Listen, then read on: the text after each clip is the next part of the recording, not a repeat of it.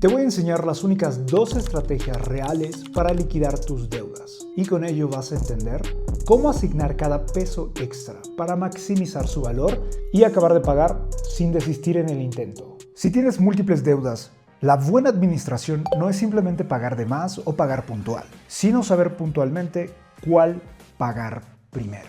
Y sé que no es falta de motivación lo que te detiene, sino una lucha constante entre mantenerte motivado debido a los pagos y tratar de minimizar al máximo los costos de la deuda, es decir, pagar lo menos posible.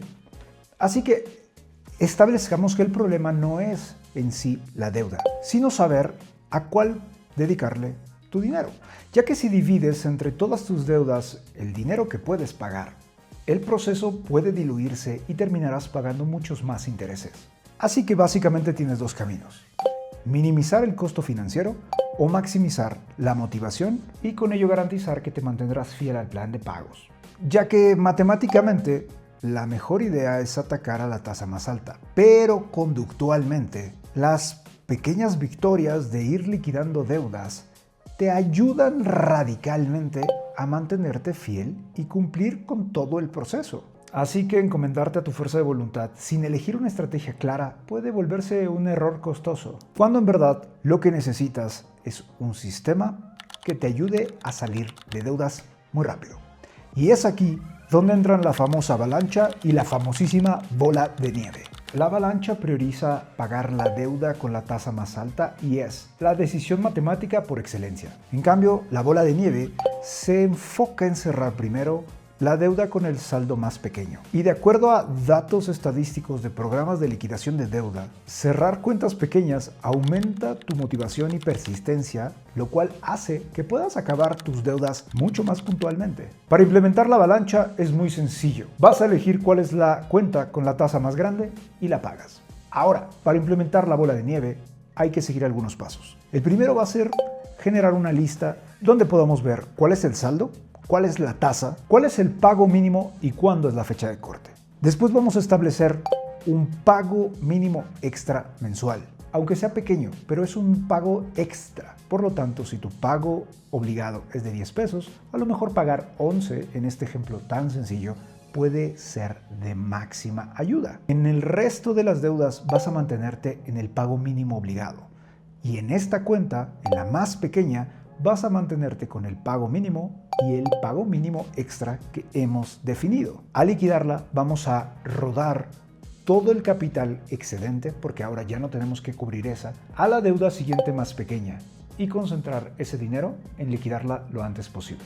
Después repetimos el proceso hasta acabar con todas las deudas. Ahora, aquí viene la parte más valiosa de este video. ¿Cómo puedes determinar cuál de las dos estrategias es la más adecuada para ti? Y vamos a tomar la decisión basados en 3 preguntas sobre tu capacidad y tipo de riesgo. 1.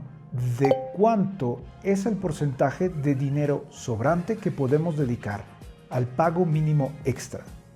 2. Del 1 al 10, ¿cuánto riesgo a desmotivarte te asignarías a ti mismo? Y hay que ser muy honestos.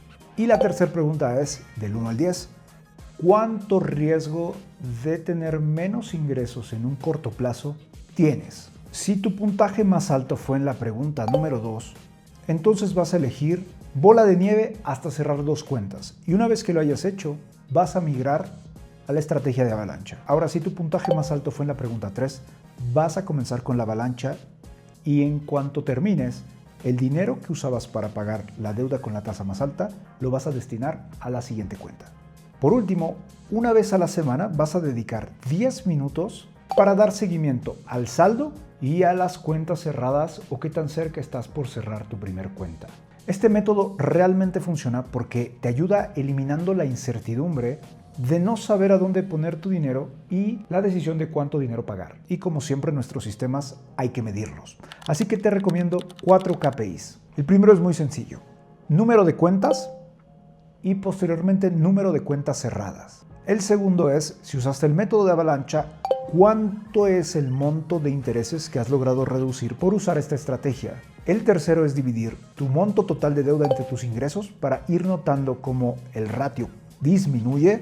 Y el más importante, a partir de que comiences este sistema, ¿cuántos días llevas sin contraer o incrementar tus deudas. Y a esto le vamos a llamar higiene conductual, que quiere decir tener pulcritud en tu comportamiento financiero, de cuenta corriente, de deuda, de préstamo, de cómo usas tu dinero. Acuérdate que salir de tus deudas no es un evento de suerte o del destino.